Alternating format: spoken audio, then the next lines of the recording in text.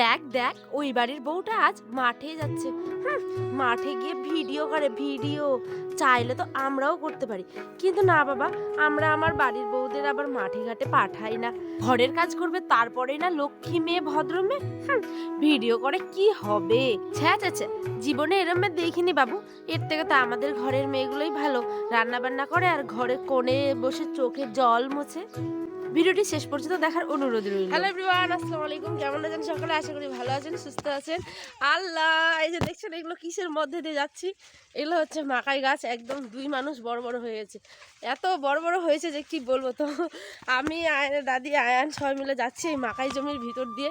এই যে উপরে দেখেন কত বড় বড় হয়েছে গাছগুলো। তো এখন আয়নের আব্বা আর একজন দাদা এসছে আমাদের জমিতে, মানে সরিষা উঠাচ্ছে, সরিষাগুলো তো পেকে গেছে।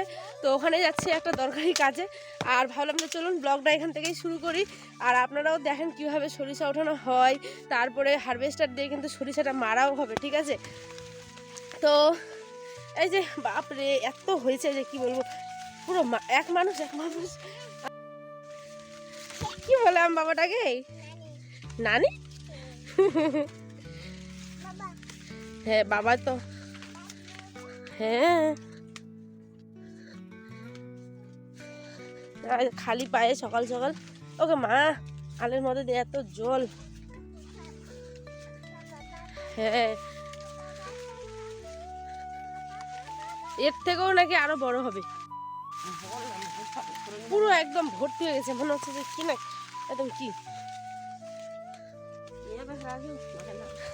হারাবে না তো। মুঝে কাল আসিন বাপরে বাপ লাগছে যে একদম দেখাইনি যাচ্ছে না এবার তো ওবার কোন দিক ছেওয়াই বা কোনো কিছু। লাস্টে ঘুরে ঘুরে গেছি ওদিক দিয়ে ওদিক দিয়ে উঠে আনবো একদম মাকাইখানের শেষের খুঁটুটা আছে নি ওদিক দেখবি একদম। বাপ রে, এগুলো হয়ে গেলে আবার ধান লাগানো হবে। বাপরে বাপ,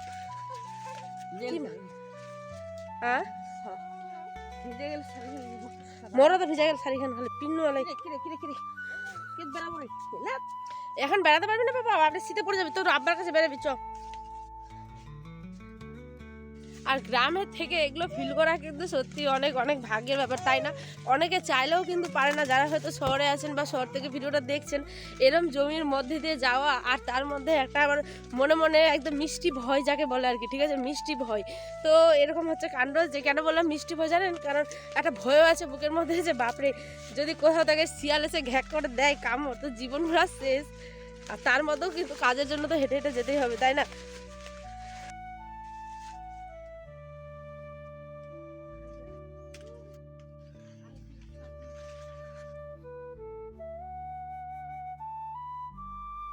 আচ্ছা, ব্যাপারটা এবার আপনাদের বুঝিয়ে বলি।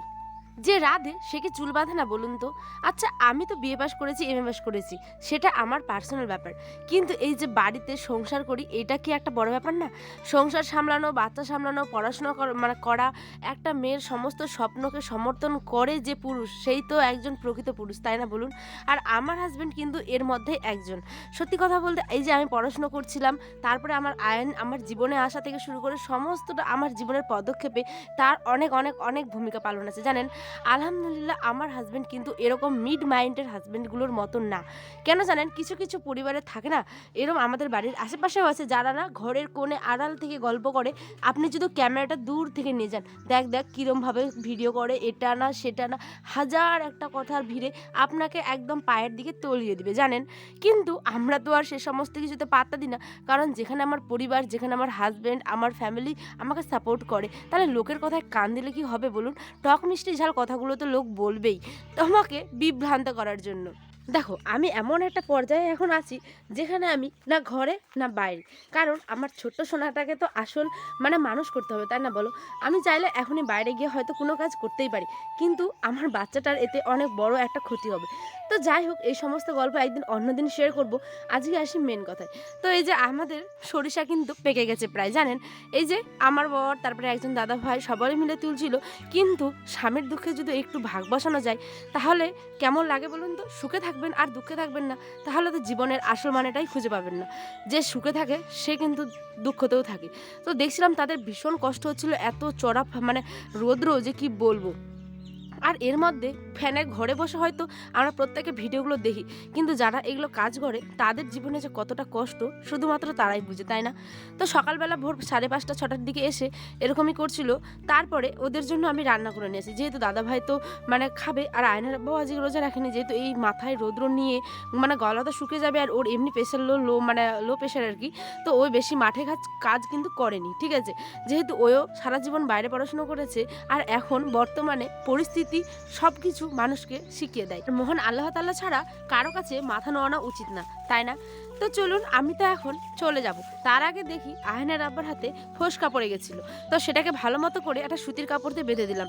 জানেন, এত কষ্টের মধ্যেও তারপরেও যে হাসে, সেটা দেখে আমার মনটা ভরে যায়। তো আমি কিছুটা হেল্প করছিলাম, সে আমাকে কোনো কাজই করতে দেয় না, বরঞ্চ আমি জোর করে তার কষ্টটাকে ভাগ করার জন্যই এই কাজগুলো করছিলাম, একটু আনন্দ করে, মজা নিয়ে। তো চলুন, এরম করে আটি বেঁধে বেঁধে রাখছে, আর আয়ানকে নিয়ে কিন্তু আমি বেরিয়ে পড়েছিলাম বাড়ির উদ্দেশ্যে।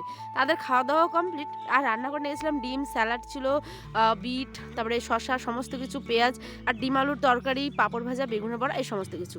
তারপরে আমরা মা বেটা মিলে বাড়ি যাব। এখন সংসারটাও তো দেখতে হবে, তাই না? হাজার একটা কাজ বাড়িতে পড়ে আছে। আজ এই পর্যন্ত, দেখাবে অন্য একটি ব্লগে। আর ব্লগটি কেমন হলো অবশ্যই কমেন্টে